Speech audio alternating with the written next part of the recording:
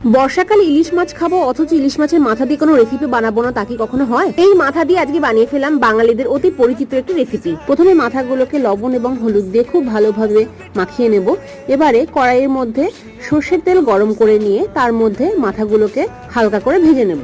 এপিট ওপিট করে ভাজা হয়ে গেলে এবারে তেলের থেকে তুলে নিচ্ছি। ওই তেলের মধ্যেই দিয়ে দিচ্ছি একটা শুকনো লঙ্কা, সাদা জিরে এবং দুটো তেজপাতা ফোড়ন। তারপরে দিয়ে দিচ্ছি কুচি করে কেটে রাখা লাউ। এর মধ্যে দিয়ে দিচ্ছি হলুদ গুঁড়ো এবং স্বাদ অনুযায়ী লবণ।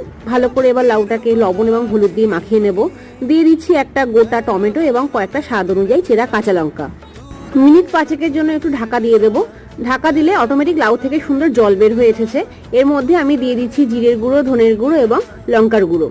শুকনো মশলাগুলোকে এখন লাউয়ের সাথে ভালোভাবে মিশিয়ে নেব।